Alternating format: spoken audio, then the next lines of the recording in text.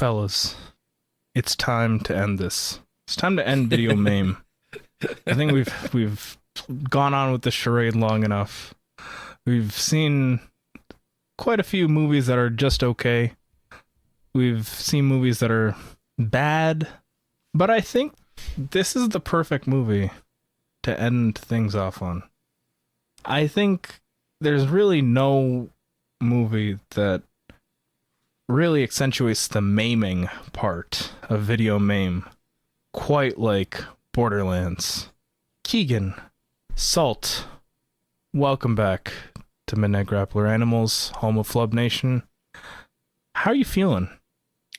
Well, I listened to some of the previous episodes for Video Maym, and perhaps not in a perfectly linear fashion, but essentially episode to episode, each movie makes the previous movie look like it has some undiscovered joys and accomplishments. And I think no other movie really exemplifies that than Borderlands. Like Need for Speed seems like a masterpiece. I mean, Need for Speed wasn't bad, right? Like that's how we came to the conclusion. But like this really makes Need for Speed look like a masterpiece. The gap between those two is so unfair. Yeah, like of the movies we've covered, I think the next worst movie would probably be Mortal Kombat, right? It even might then, be Assassin's Creed though. It's either Mortal Kombat or Assassin's Creed, but even still, those two movies and this movie, there's still like a huge gap. Yeah, Mortal Kombat feels closer to this one spiritually.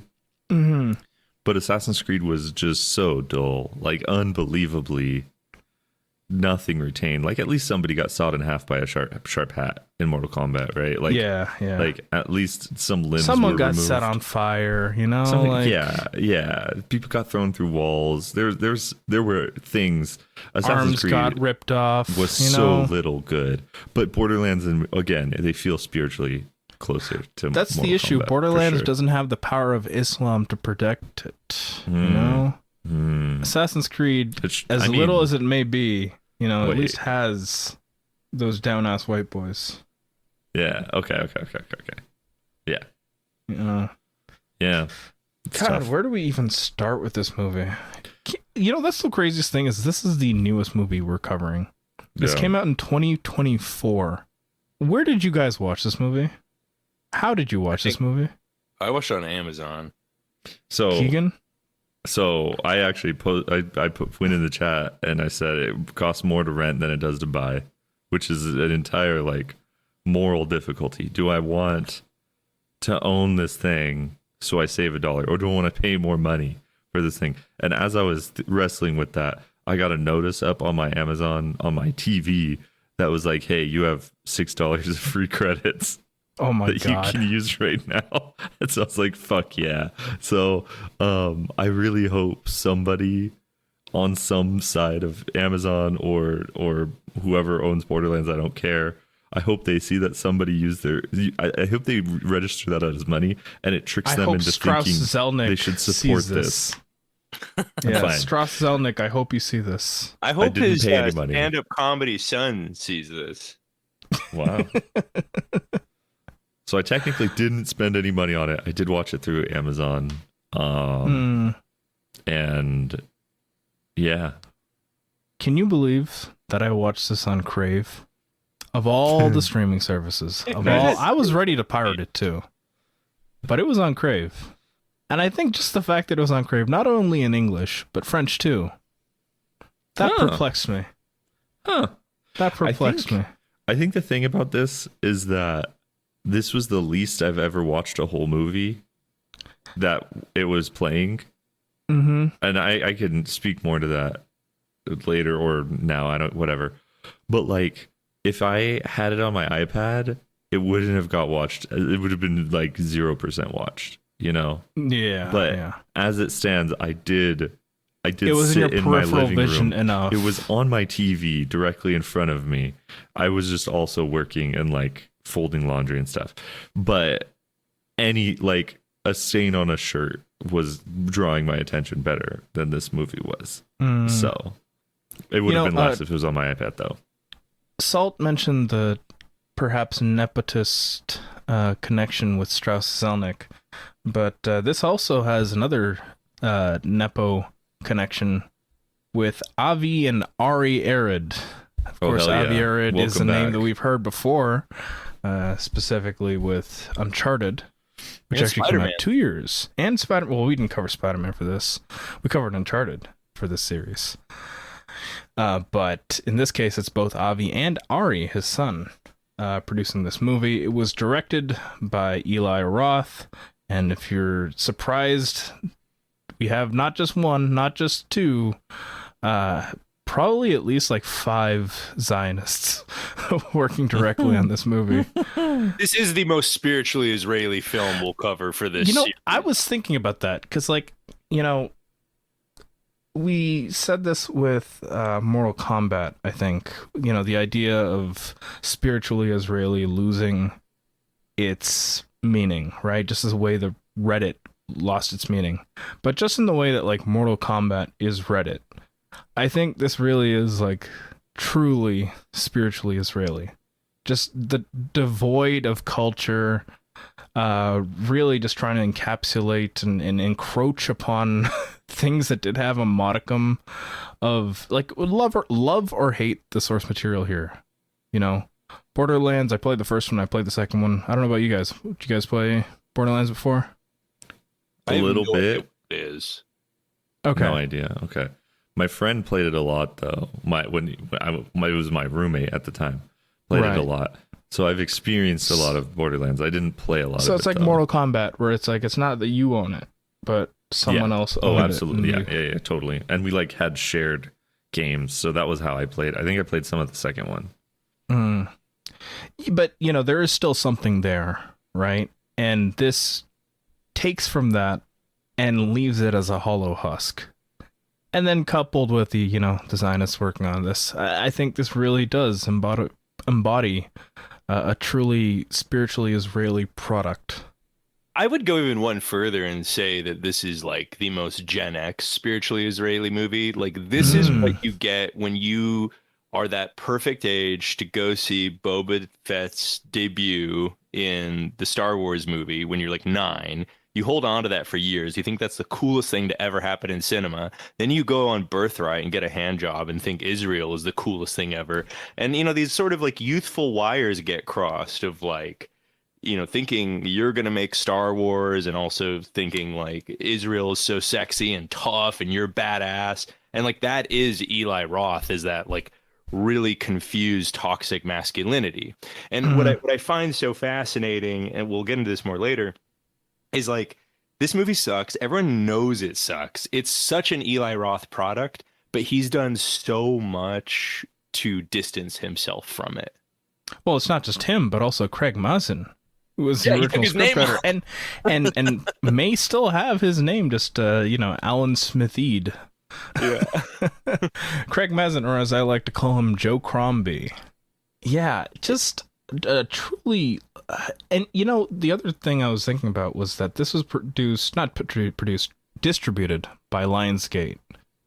And I remember specifically just how awful 2024 was for Lionsgate, because this is the same year that Megalopolis came out. And I think this came out like a few weeks after Megalopolis. Hell yeah. Hit after hit. Hit after hit. Up. And then there was another flop in there too. Hold on. There's another flop in there. I forget which one it was. But yeah, not a good time for Lionsgate, Oh, The Crow. Yes, The Crow. That was the other one. Some people like that. Some people did. And I'm not going to, front you. I'm not going to watch it. I can't say anything. I did not watch it. All right. Well, I do want to do the briefest of synopses just to lay some territory here. And I'll say this is Suicide Squad meets Mad Max. That's it. I don't think there's anything else to say. Yeah. There's really nothing more to it. Yeah. It's very funny that you grab Suicide Squad when Guardians is right there. I meant they're interchangeable. I think they are. But it's also that's funny. That's just a funny grab. That's a funny, like, because it sucks so bad. This is so bad. You know what is so funny is it starts with this voiceover, and I was like, is this an AI voiceover? But That's what I thought too. Yeah. My first note on this movie is first AI generated monologue. No, but it's Kate Blanchett who's like barely keeping the gun out of her mouth. Yeah, more like Kate Blanchett in this case. Borderlands. Oh. Yeah, dude, I've never seen it. I've never seen her specifically like so checked out on something, and that's really great as a parody with Kevin Hart, who is giving 100%.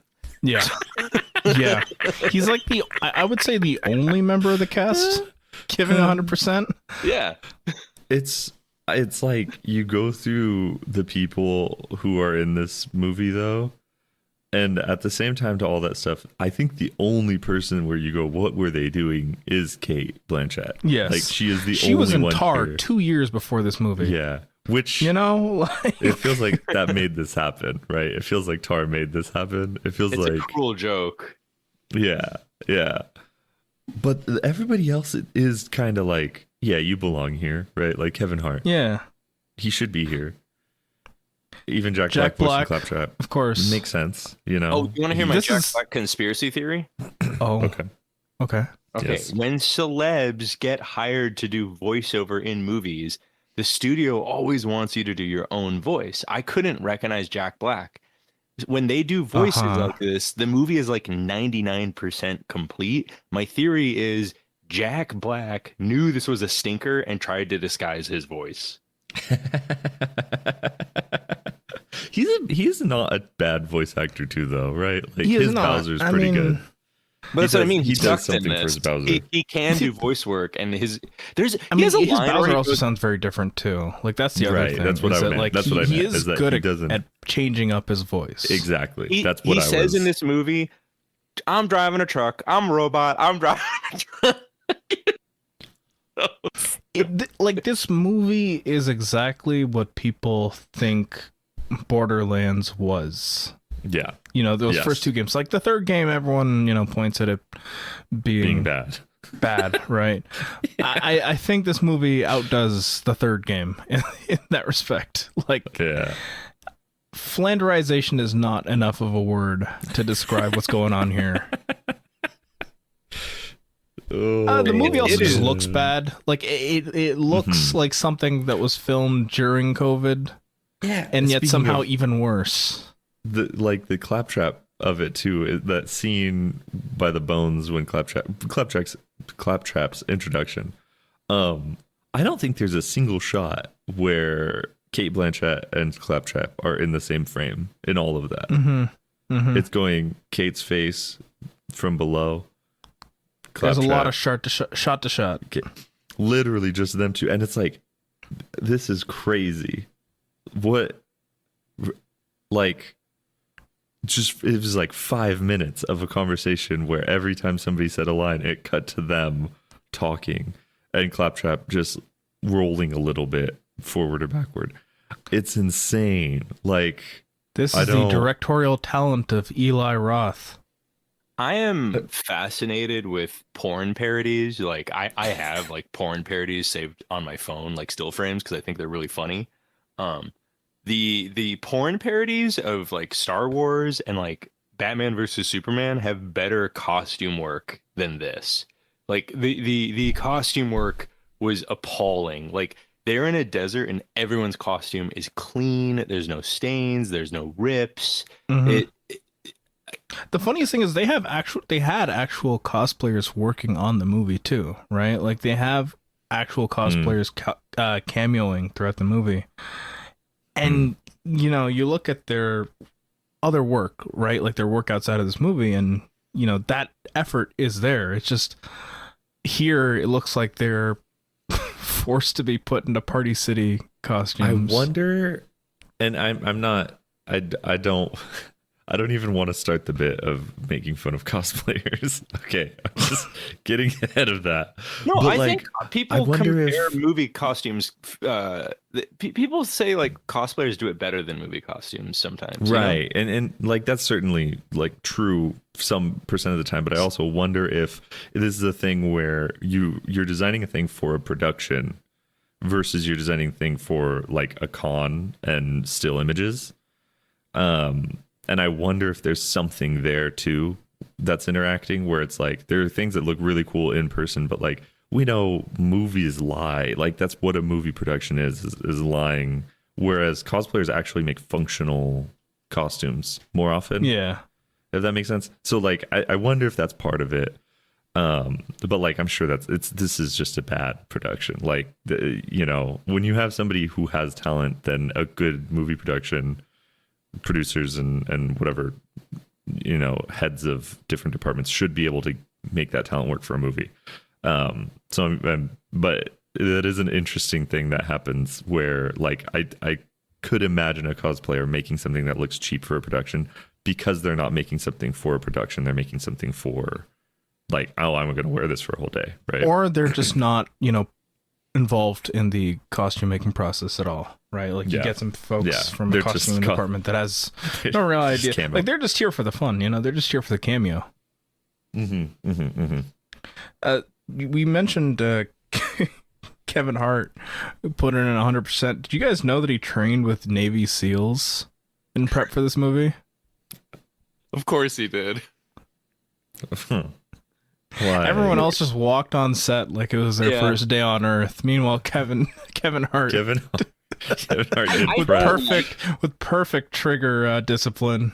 I don't like him, but like I have to respect him as a businessman. Like he understands him, like how to market himself as a brand, and I think he's got the savvy to know, like, hey, however this movie goes, this is still something I can market about myself. I trained with Navy SEALs. That helps with like future movie projects. I respect that. I hate everything you just said. But this is still not my least favorite Kevin Hart role. Board member Salt. Board of directors. Yeah. Horrible sentence. But Treasury chair Salt. It doesn't beat his what betting one is it that he does with Shaq? I've seen that commercial a million times, and I want to punch him in his face every time I see it.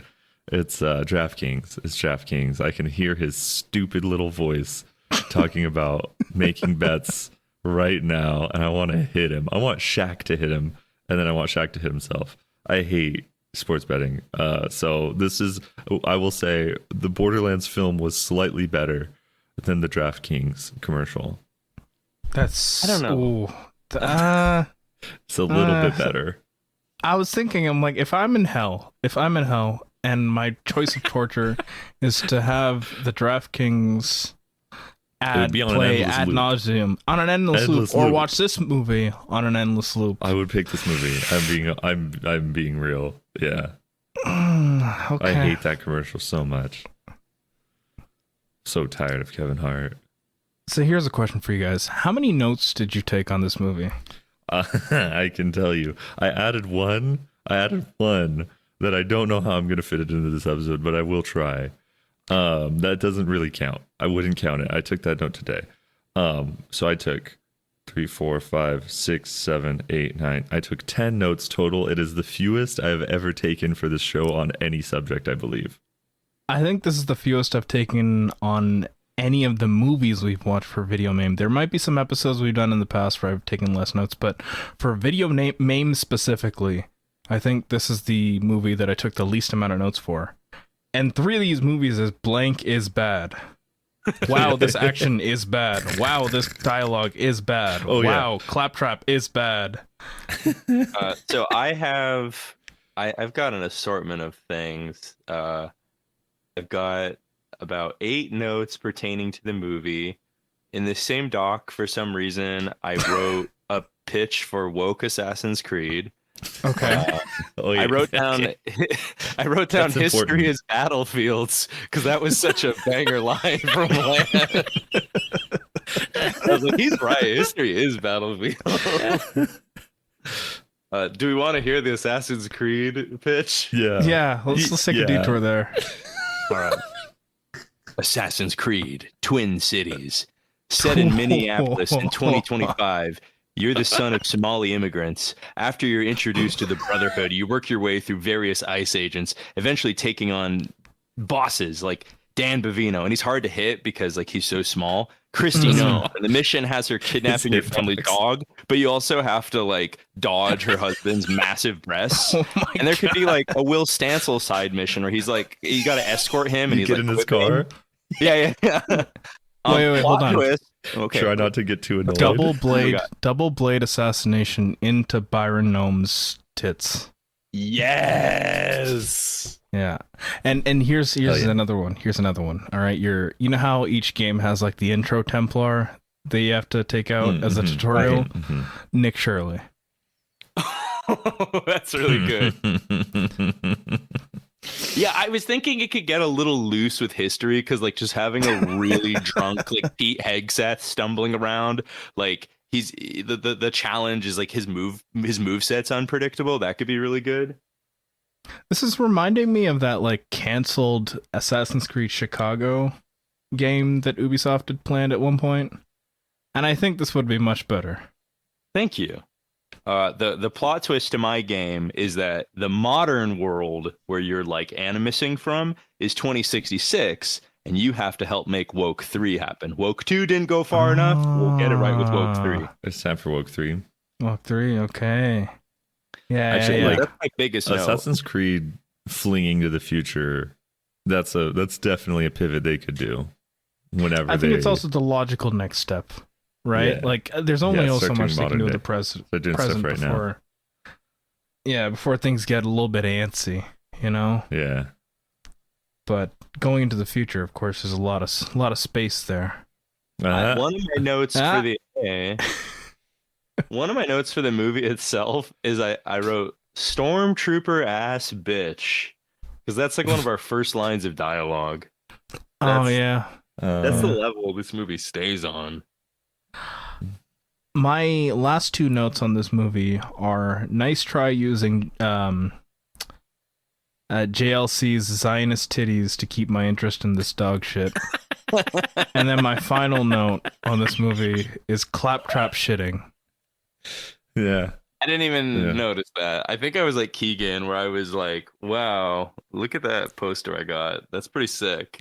It's the least I've ever watched an entire movie that played. Like, I've turned off movies, right? Those don't count. This isn't a movie I turned off. I left it on the whole time.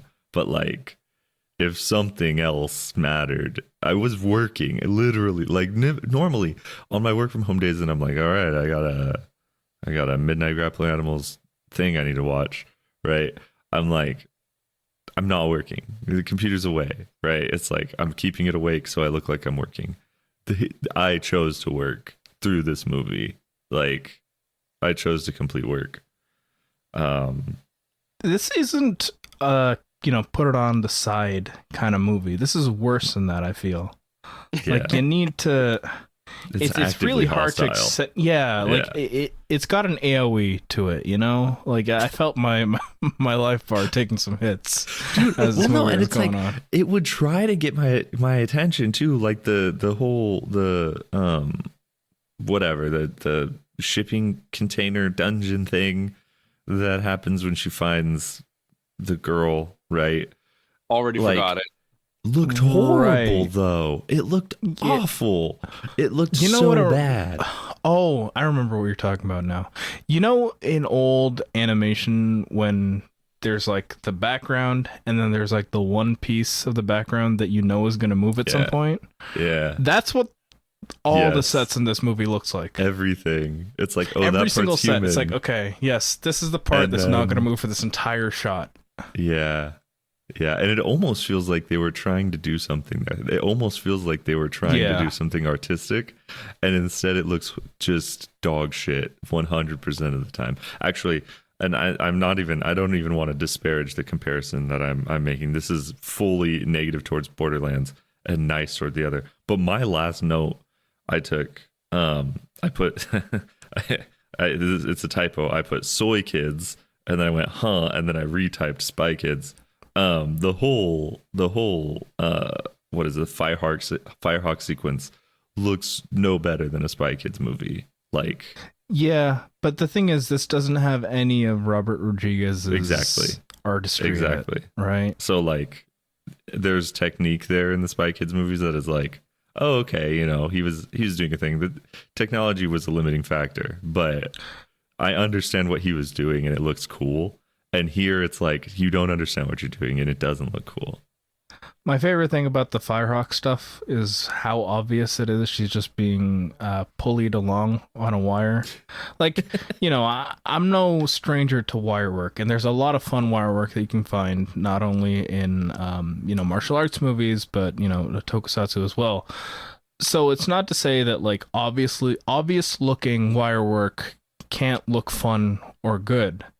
It's just that this specific case, it just feels like, you know, at the end of the SpongeBob movie, when SpongeBob is wearing the wizard outfit, but he's like being, you know,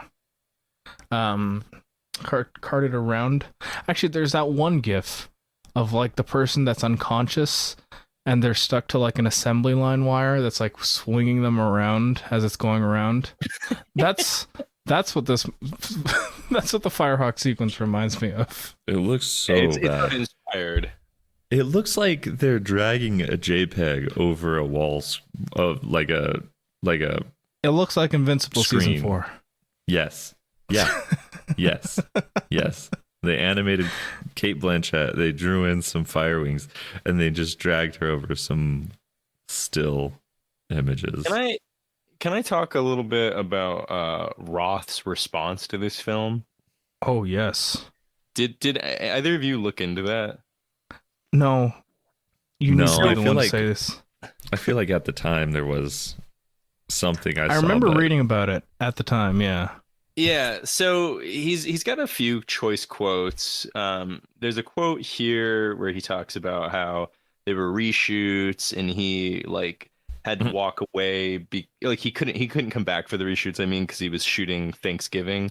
And he says, if there's creative differences or they're doing reshoots without you and say, this is what we're doing, and you're the figurehead, you get out there, you put on a smile, people smack you in the face. You got to stand there and go, okay, by the way, I would work with Lionsgate again. I just wouldn't work with them under those circumstances.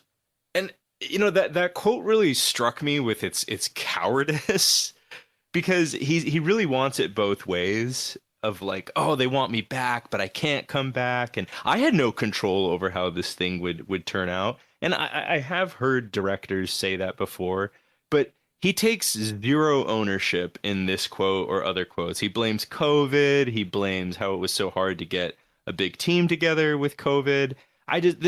He's so nakedly incapable of taking responsibility for anything. And this is my first Eli Roth movie. So Really? Yeah, fortunately. What? I mean, yeah, Oh, it's not like there's many better options, but still. What are his other movies? I don't think I've seen another Mostly Eli does Roth directed. Hostel's the No. big one. Ain't seen it. Cabin Fever. Like, he's got a lot of what's the word? Schlocky horror Okay. in him. He is my nemesis. Like, if there's one person I hate more than anyone else in Hollywood, it's him.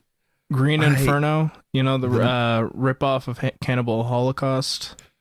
The messed up thing about Eli Roth is that he has the idiot, the dumb guy build that should be fun, right? Like Zack Snyder is a good example too, where it's just like the dumb guy build. I mean, and I don't really like his movies either, so I can't really speak to that. But like, Eli Roth does seem like the dumb guy that should be able to do bad things that you almost want to like, I guess. You know, that it's like, man, but he has no endearing qualities. Is the thing. He could. There's a universe where he could be David F. Sandberg. Sure, I think is what it is. The guy who directed Shazam and what's the Until Dawn? The Until Dawn movie. Speaking of the no redeeming qualities, I do have another Roth quote about his attitudes on women. You guys want to hear this one? Ooh. Oh, Let's do Yes. it. On Hostel Part 1 and Part 2, I made sure that I had beautiful stand-ins, and the crew loved it. They were always so happy. They just wanted to take a moment to look cool and feel like girls were still interested in them. They've learned not to go after cast members because they'll get in trouble with the producers or a jealous director. Ahem. So the stand-ins keep them happy. A smile from a pretty girl goes a long, long, long way. You shared that one before. It's horrible. I hate him so It's much. Dude. disgusting. Yeah. And he said that's like a so year bad. ago that like cannibals should eat Greta Thunberg because she was on the Gaza flotilla. Like, Yeah, he is that It's kind of just fucking disgusting. Zionist. but I mean, Yeah. the Zionism is putrid, but like it's the attitudes towards women that like I find so repulsive because it's like equally out there too. Like this character Tiny Tina is being played by a 17-year-old, right? And we've got a scene where she's pointing a gun at Kate Blanchett and she says mine's bigger. It's like, all right, dick joke with a 17-year-old is weird. And then when they're driving through the like dragon's den and there's like piss in the air, he makes sure to include the line where she says, "Oh, it's in my mouth." Like Eli Roth has a script credit here. Like there's something disgusting about this 50-something-year-old man, including these sexual innuendos for this high school girl. I mean, the worst outcome is that it was Craig Mazin that wrote it. But he chose to keep it, is my point, and he chose to direct Right. it. Like he takes ownership. My point is, I'm going to say this in the most legally safe way for us. There are no allegations about Eli Roth, but I will not be surprised if they show up. God his ass. He's repulsive. He's a disgusting man. Just I think too. I'm in the rage cage, guys. To have this like this misogynist villain at the end and like the strong female character who's just like every bad part of that trope, like fighting. It was this very like fake feminist thing going on. He's Satan. Yeah, man. Yeah. Hell yeah. You know what, that last point is real good because we have seen across the 2010s, again, no allegations against either Eli Roth. No, we're not making any claims or saying anything like that. But like we have seen it happen multiple times across the 2010s where it's like these guys who are all about girls rock shit are the monsters and have horrible allegations against them. Like it happened multiple times, right? And sometimes it wasn't fully like sexual assault allegations, and it was just like being a shitty person, or being like everything with Joss Whedon is very, you know, he yeah, all of that is not fully what, like it's a lot of manipulation of people, right? And clearly hating women in a similar way as Eli Roth, especially. And it's just kind of like we've seen this happen, and now my opinion has changed on that stuff. You know, like when I see that Girls Rock, yay, written by some 40, 50-year-old white guy, it's like, dude, this makes me feel crazy. It makes me feel crazy. I think just this movie makes me feel crazy is a good way to summarize it. I think that's we're looking at a bottom line for this movie. This movie is making me go crazy is what it is. I really don't know what else to say about this movie, guys. Like, it really does suck. And, it's the kind of movie that's so bad it makes you think about the other bad movies you recently watched. Right? And, in the context of Video Maym, what I was thinking about was, what was I too harsh with the other movies? That's Did I not give Uncharted enough slack?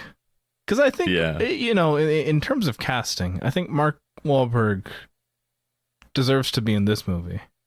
Mm-hmm. I think, if anything. Oh, man. I'm on Letterboxd. I sorted reviews. I'm looking at 5-star reviews. They're so good, dude. I screenshotted a bunch of them. Oh man. Watched August 8th, 2024. Cinema is back. The movie that Mid-Max Fury Road wishes it could be. Would rate it a Bordillion out of 10 if I could. Emotional Bordillion. I wish I could see it again. Also, casting was perfect. Godfather fans should watch this movie to finally see something good. One of my favorites has a line that goes, "Don't even get me started on Claptrap, because just like in the games, he had such an iconic role in the film." So true. So true.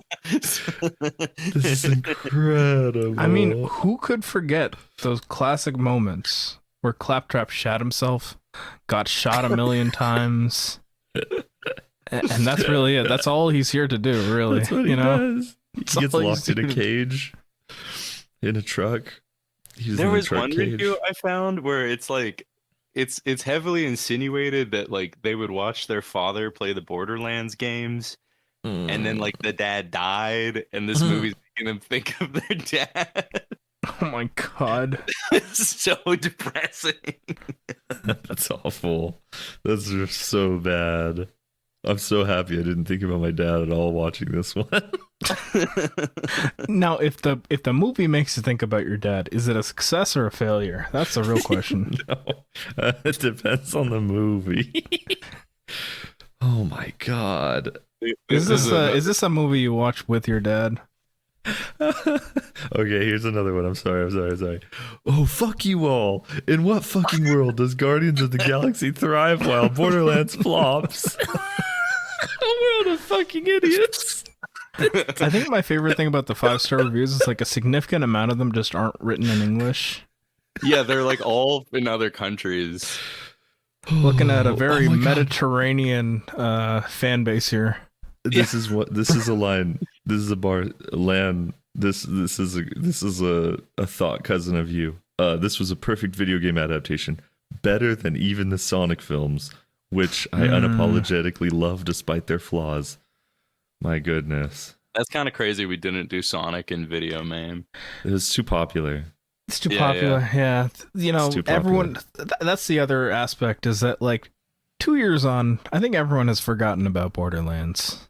You know, there was a new game that came out last year, but even that, I don't think people really cared about that either. I think Borderlands as a franchise is effectively on death's door. Yeah.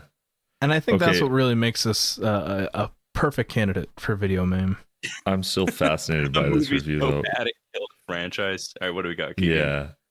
Yeah. This person is seemingly woke, okay, because they have an asterisk. And in the bottom it says, "Let's stop casting self-proclaimed rapist with it's censored. The star is for the A. So our, whatever. Bobby Lee in even the smallest of parts. Deal? My goodness. What are they talking about? Oh yeah, Bobby Lee was in this movie. Bobby Lee was in this movie. Mercenary? He's got allegations? I guess. Self-proclaimed. Self-proclaimed allegations? It's gone. It's so sick to like watch this and like have issues with Bobby Lee, but not Eli Roth. Yeah. Well, yeah. That's why I'm saying seemingly woke. It's not. I could listen. Yeah. I could abate. I could handle Jamie Lee Curtis, Rabid Zionist Jamie Lee Curtis being in this movie, but Bobby Lee is where I draw the line. There's only room for one controversial Lee in the cast. Remember when she said she was praying for Charlie Kirk and that he was in heaven? Oh my god, dude! Yeah, the Jamie Lee Curtis's Zionism is an interesting like it's not. I just think about how melted some of those. I mean, she's rich too, right? So that's basically a disability, right? You basically are. Too. Yes, she is an Nepo baby. And there's just a whole anybody who was already an adult or near adult age with Reagan, President Ronald Reagan, through Thank you, Keigen. through. Yeah, this is helpful. Clarification, Helpful yes. a little bit. Yeah, probably through like 9/11. If you were an adult through those years, I feel like Israel as a concept, the U.S. media did such a better job post Reagan of like, just shut the fuck up. Don't share anything about this, right? Don't let any adults form an opinion on this. It's too complicated, right? There's like a 20-year window where it was impossible to develop it. And then, war on terror took over our minds for another 10 years. And so there's an amount of leeway that I'm like, I don't give, but I understand, right? Where it's just like, okay, the media apparatus didn't exist for you to figure it out. Now there's been enough time the last, 10 years, 12 years really, to like not be ignorant anymore.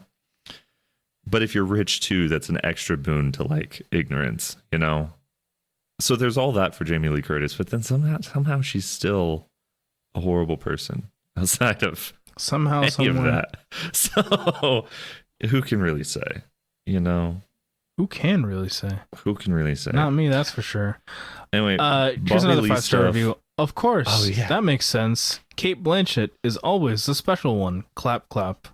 What does that even mean? That sounds passive aggressive. Of course, Kate Blanchett is the special one. Fap. That they were getting. Yeah, on. yeah. No, like the review starts with, of course. That makes sense. Yeah, that's Kate very Blanchett. passive aggressive to me. That there is a sort of like Zen koan quality to that. Like I really Now, like how. I Go need ahead. to look at this person's profile just to see like what their deal is, right? And their top 4 on Letterboxd are mermaids, which they have seen 1, 2, 3, 4, 5, 6, 7, 8, 9 Wait, like the times. 90s? The 90s Yes. romantic. That's so With sick. Christina Ricci Okay. and Winona Ryder, yes. The 9 logging it times. every time rules. Their next favorite movie is The Proposal, the one with Sandra Bullock and Ryan Reynolds. Watch that 1, Yeah. 2, 3, 4 times. Okay. Next up after that is Annie Hall. Shouts. It's shouts. And then finally, their last favorite movie is Remarkably Bright Creatures, the 2026 movie starring Louis Pullman and Sally Field. Huh. I mean, all the best minds are on Letterboxd.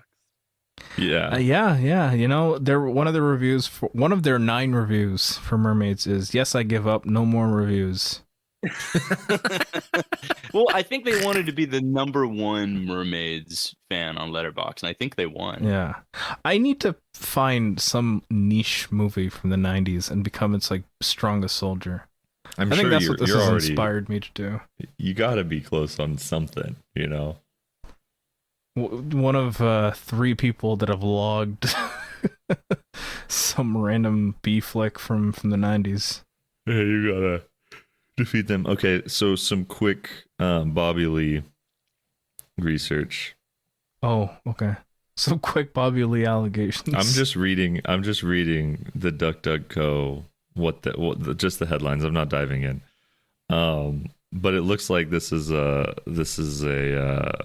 David Cho type situation where Bobby Lee says prostitution story is not real. Response to backlash. That was 3 years ago. Huh.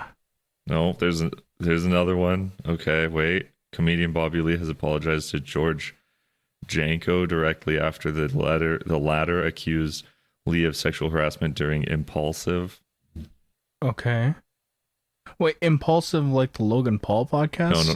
Yes. Oh, I see. Huh. Well, what I more had is no there opinion. to say? I had no opinion What on more Bobby is Lee. there to say to Bobby that? Lee What more is there to exists- say to that? He exists to populate YouTube Shorts in my Yes, he is experience. my major experience with Bobby Lee in the past year has been that one clip, with him and Theo Vaughn. Where he's like, "Imagine you're my father," and then Theo Vaughn goes, "Oh, Bobby," and then Bobby Lee goes nuts, like losing his shit. Yeah. So it was that, and then this movie. That's been my exposure to Bobby Lee this year. And I think I want. Oh, sorry. What was it that this Letterboxd reviewer said? I give up. No more reviews.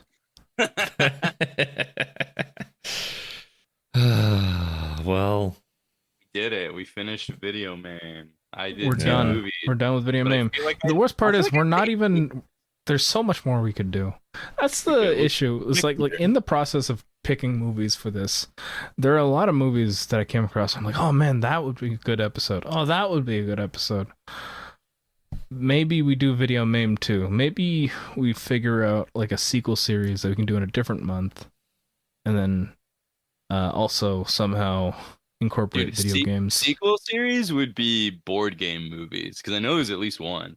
that's Clue? crazy. Is it Clue? Clue. Battleship. No, Okay. wait. I didn't even think about that. I was thinking of Battleship. Yeah, Oh. Battleship is the one that I thought of immediately too. But Clue's not bad. So We've got two. So there's two already. Can we find a third? Is there a third? Does Monopoly have a movie? Tetris. Wait, okay, Tetris. There's a Tetris movie. There is a Tetris movie, but that's not a And board that game. feels That's like Board when- game Ding Dong. I know, Ding Dongs. but I'm just saying. Imagine. There is. Oh, all right. Hold on. This one's for Lan. Guess the distributor for the Monopoly movie. The Monopoly movie? Yeah, The Is it Monopoly Lionsgate? movie. it's Lionsgate. Hell Oh my yeah. god. Oh They my might god. be the worst production All right, company ever so, invented. Speaking of Lionsgate, I have to defecate soon, so let's wrap this up. Let's call it for poop Just- purposes so that we That's, can get on to that's a real Goonography. claptrap moment. That's a real claptrap moment, guys. He's got to poop For real. before gooning. All right. Well, that's the episode, folks. If you want to support us, patreon.com/midnightgrappleranimals. Give us money, please. We need it. We're so broke right now. If you can't do that, moral support, please. Podcast app of choice, friends, family, enemies. Go send a link to this episode to Jamie Lee Curtis. I'm sure she'll respond. Damn. If you want to talk to All us, press is good press. links in the section below, the description, that is, and Tastemaker's Grab Bag. Oh, and also email us, midnightgrappleranimals@gmail.com. Well, May has been a big month for hip hop. I am, of course, talking about the triple release. Laura Russell? Oh. I thought you were Drake. He dropped Oh, 3 right, albums. right. No, I'll drop the bit. I've been listening on repeat to Vince Staples' Blackberry Marmalade, a song that is so catchy, but I can say maybe a third of the words. He says you can say it, though. That's the paradox. Nice. That's it. Nice. I got to a recent episode. I said BPRD. I got through Hell on Earth. I finished all of BPRD finally after many months. And to those of you who have who say things like you should read BPRD nestled inside of Hellboy, and you should read the ending of BPRD right after you read Hellboy in Hell. I have disagreed with you fervently for years, and now I do see your value. I still wouldn't say to read it that way, but for those of the people who are very highly encouraged that reading it that way, I do understand now, and you do make sense. I don't agree, but I do get it, and it's such a banger. It's fantastic. Mike Mignola is the GOAT. There's no competition. Love BPRD. It's awesome. I'm sad that it's over, and it's so good that it made me read the Witchfinder stuff and stuff. That's how excellent BPRD is. I'm reading more comics because of it. And then I also read, this book is from PM Press, a anarchist and Marxist bookseller. It's based out of, I don't know, whatever. Argentina, A Tale of Two Utopias, Anarchism, Soccer, Neoliberalism. It kind of goes through the politics of Argentina for the last, a lot. It's kind of jumps around.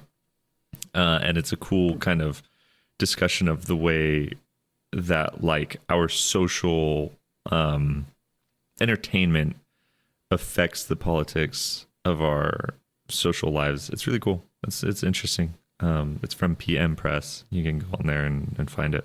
That's it for me. 12 Angry Men. That's it. 12 Angry Men. So rewatched good. it recently, and yeah, holy fuck. It's a perfect movie. It's very easy. It's ridiculous. To see what. I was thinking about Sidney Lumet's career, and it's I want to watch crazy every how movie. like decade after decade, this man was still putting out bangers. It's like, his output even- is crazy. You should read his book, his book on making movies though. It's awesome. Insane. Like what a guy, what a guy. Yeah. And the fact that you got to see the 21st century, like Yeah. it's crazy. This movie came out in 1957. Dog One Day of the best Afternoon was movies what, ever. 1976, right? Another Yeah. one of the best Yeah. movies ever. Like, Yeah. insane talent. Yeah. It's crazy. And he just made so many movies. He just went to work. Yeah. That's what he did. He just went to work, and it's nuts. It's so He's crazy. like Steven Soderbergh if Steven Soderbergh wasn't a bitch that used AI. Hell yeah. Yeah. Shout out Sidney God is Lumet. us. Yeah, that's true. God damn, dude. What a run. What a run. So many movies. Well, folks, that's the episode. I think Salt is already in the process of shitting himself as we Hopefully. speak. Hopefully. You can hear Hopefully the bullets. toilet. I'm sorry. You Hopefully can- the toilet, not himself. It's just like Master Chief, the suit handles it. The suit does it, and it jerks him off too. Do you think it happens at the same time? Do you think it ever is jerking him off while it's pooping him?